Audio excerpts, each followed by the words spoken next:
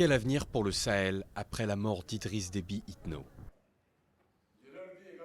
Le président tchadien est décédé mardi à 68 ans des suites de blessures reçues au combat selon l'armée. Il dirigeait le pays d'une main de fer depuis 30 ans.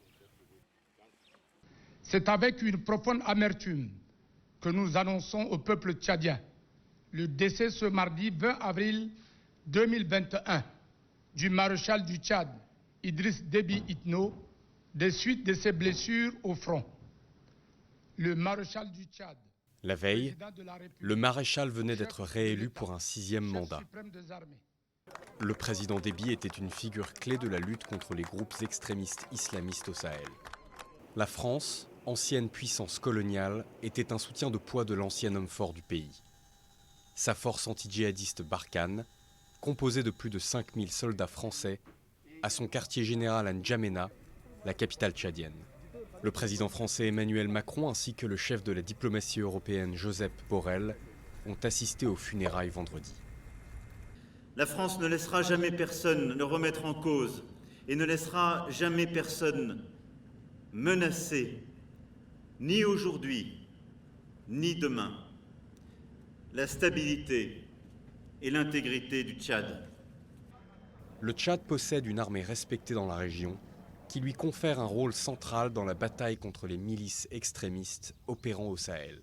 L'armée a annoncé la mort du président Déby un jour après avoir revendiqué une grande victoire dans le nord du pays contre les rebelles du Front pour l'alternance et la concorde au Tchad. Peu de détails ont été communiqués sur les circonstances et le lieu où le président a été mortellement touché. Les alliés de l'ex-chef de l'État ont agi rapidement pour s'assurer que le pouvoir reste entre leurs mains, en installant son fils, Mahamat, 37 ans, comme président et chef d'un conseil militaire de transition. L'armée a par ailleurs dissous dans la foulée l'Assemblée nationale ainsi que le gouvernement. Nous voudrions rassurer l'opinion que les membres du conseil militaire de transition vont rendre le pouvoir à un gouvernement civil à l'issue des élections libres et démocratiques dans un délai de 18 mois. Plusieurs voix ont critiqué la prise de pouvoir par les militaires et dénoncé un coup d'État. C'est pas normal. Le président de l'Assemblée est là, donc c'est lui qui doit prendre les choses en main.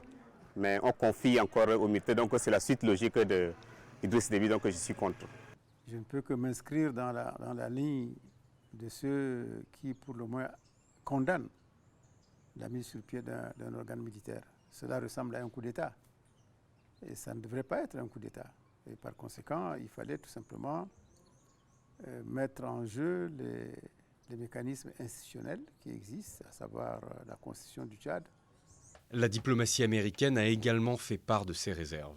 Nous soutenons une transition pacifique et démocratique du pouvoir vers un gouvernement dirigé par des civils. Évidemment, les développements de ces derniers jours et de ces dernières heures sont une source de préoccupation, mais nous continuerons à appeler et à soutenir une transition démocratique et pacifique vers un gouvernement dirigé par des civils. L'armée tchadienne a promis des élections libres et démocratiques à l'issue d'une période de transition de 18 mois. Entre-temps, le nouvel homme fort du pays, Mahamat Idriss Déby, a nommé les 15 généraux qui composent le Conseil militaire de transition. Ce dernier s'est engagé à poursuivre la lutte contre le terrorisme. Le fils du président mort au combat devra composer avec l'héritage contrasté de son père. Une action dans la lutte contre le terrorisme, certes saluée à l'international, mais aussi un exercice du pouvoir sans partage, doublé d'un piètre bilan sur le front social et économique selon l'opposition. Réélu face à 6 candidats sans poids politique, Déby père avait écarté de la course, légalement ou par la violence et l'intimidation, les rares ténors d'une opposition déjà très divisée. Le Tchad, pourtant producteur de pétrole, est parmi les tout derniers au classement de l'indice de développement humain des Nations Unies.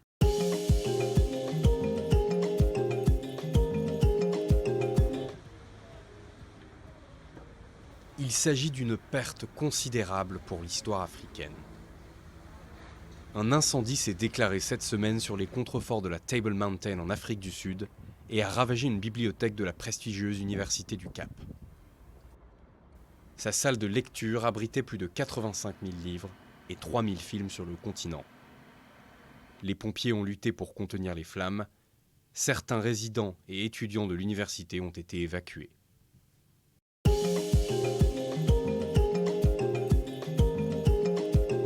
accident ferroviaire en Égypte a fait 23 morts et 139 blessés dimanche dernier. Plusieurs wagons ont déraillé dans la cité agricole de Touk, située dans le delta fertile du Nil au nord du Caire. Le procureur général a ordonné l'arrestation de 23 personnes accusées d'être impliquées dans l'accident, en citant entre autres la négligence et le non-respect des lois et règlements. Le mois dernier, au moins 20 personnes sont mortes et près de 200 ont été blessées dans un autre accident dans le sud du pays.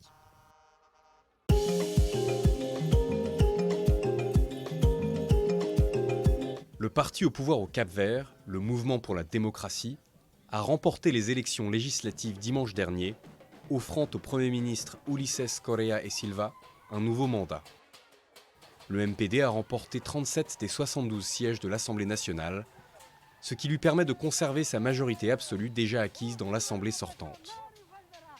Ce minuscule archipel lusophone d'un demi-million d'habitants, situé au large des côtes du Sénégal, est considéré comme une exception démocratique en Afrique.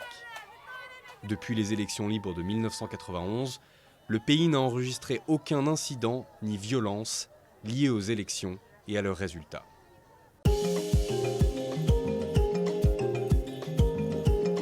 Les pieds dans le sable, ils s'empoignent à nouveau et retrouvent enfin les sensations qui leur ont tant manqué pendant un an.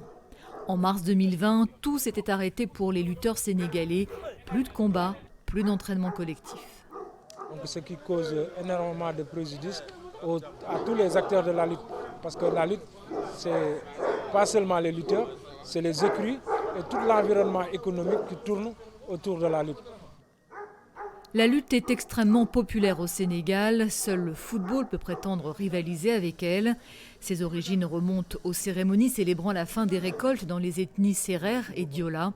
Et elle compte 8000 licenciés qui, depuis le début de la pandémie, ont dû trouver d'autres sources de revenus. Les stars n'ont pas été épargnées. Eumeu Sène était impatient de faire à nouveau vibrer les Sénégalais dans l'arène.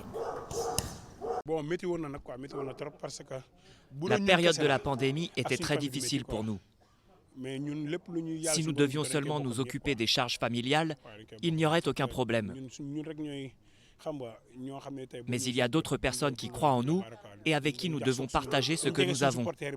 Je suis très proche de mes supporters et je suis dans l'obligation de les soutenir. Nous avons vraiment senti les dégâts causés par la pandémie.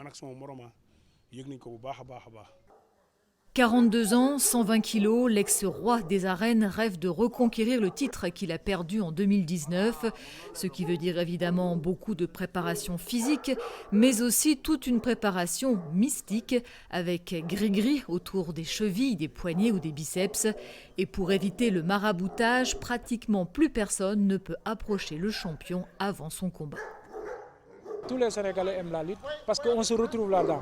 Non seulement on fait du sport, mais c'est toute une culture qui est racontée dans les séances de lutte. Avec la reprise de la compétition, les organisateurs de combats promettent de redonner du courage à un pays asphyxié par la pandémie et secoué début mars par les pires émeutes qu'il ait connues depuis des années.